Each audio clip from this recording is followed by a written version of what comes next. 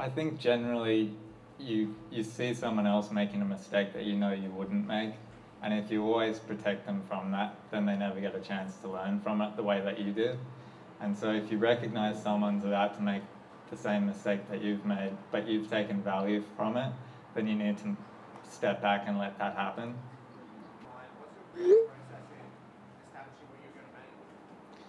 So there's 4 of us at Breeder at the moment, and that's a really good question, because the first thing we typically do is we go away individually and we think about concepts, you know, using our own point of view, our own experience, and then we come together and we jam on that as a group to see if any one person's idea is stronger or can be combined with somebody else's.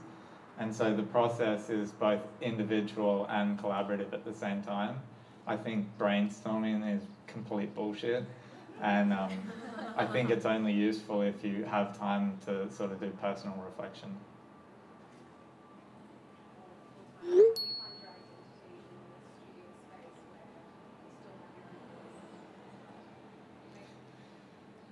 Yeah, that's a tough one. You have to embrace the brand, and obviously I'm very fortunate to work at a place where I feel aligned with the work and the brand. Yeah, sometimes with freelance you take on clients that maybe aren't representative of the work you want to do, and we do sometimes do that, and we tend not to talk about it. So yeah, I think the more you can curate your identity to what you want it to be, then the stronger it will be. But obviously you need to understand what your identity is. A lot of people will say be authentic, but it's really hard to actually figure out what makes you authentic. Like, what is it about you that other people say, oh, that's very Alex G, or I can't.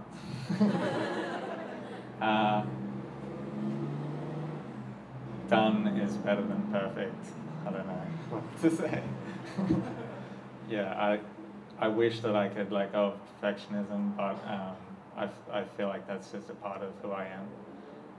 And I'm sure a lot of you struggle with the same thing, but it should never stop you from doing something. You just deal with it.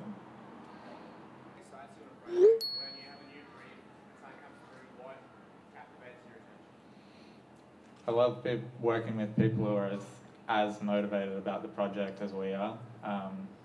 A good example is World Economic Forum. Our client Marta there truly believes in the content that she's doing. She's an amazing director, and when you work with people like that, they can't help but inspire you. Personally, I like having an open brief but with constraints. I think a completely open brief can be really challenging, and it's really hard to hit the mark, but then having some constraints in place allows you to sort of find out what the purpose of it is. So even when we get a totally open brief, we usually set constraints for ourselves, or golden rules as it were, just so that we don't have an infinite amount of possibilities.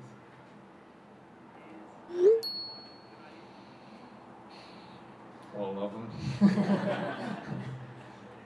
Well, we have a saying in animation, which is your first 100 drawings are your worst. And the idea behind that is you sit down and you do 100 drawings, and it doesn't matter what they are, you just throw them away. Even if there's good ones in there, just throw them. And it's a way of getting all of your bad ideas out. And then whichever good ideas were in it will seep back into the stuff you do afterwards. And so I think about ideas the same way. Like, it's better to have a lot of them than to find the perfect one, because you can always combine them, and it may not be perfect, but it'll probably be new. Well, firstly, it combines animation and design into 2 things. That's great.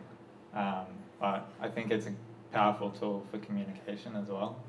I think, like, it's very hard to not be influenced by a movie or by a short film. I was saying this to someone earlier. Painting is brilliant because you can stand in front of the canvas and look at it however you like for as long as you like, and focus on what you want to focus on. Whereas motion design is a little bit more manipulative. You kind of take the viewer through a journey and you get to decide what they see and for how long. And so it is manipulative, but it's very effective. And if you have something that you need to communicate, then I think it's a really effective way of doing it. Titles.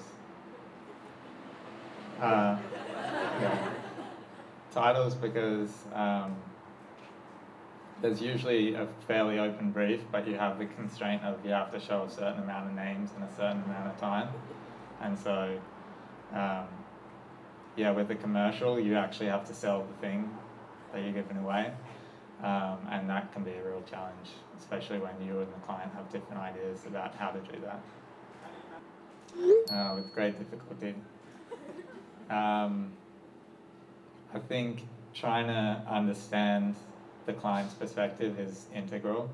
Like, if you can empathize with them and with their brand, then the work you do will be informed by that. Well, I'm a big fan of Drake.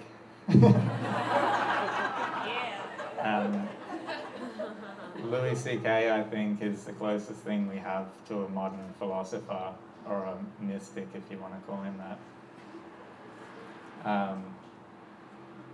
I guess I look to music a lot for inspiration. I think songwriting is such a personal process that you can't help but take your view of the world and reflect that through your art. And so I think a lot of songwriters, the really good ones, are overlooked for their mysticism.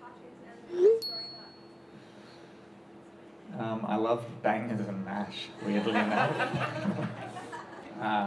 But I'm a huge fan of Rocco's Modern Life. That was like my go-to, and like that's just the greatest show ever in my opinion. Yeah.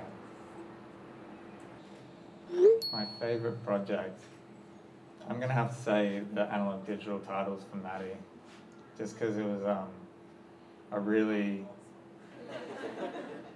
it was at a time when we had been doing a lot of client work and we really needed a break from it. And so we got the great opportunity from Matt to do the titles, and we just went to town on it. We put everything into it, and I think the result was really original. Yeah, we need more like that.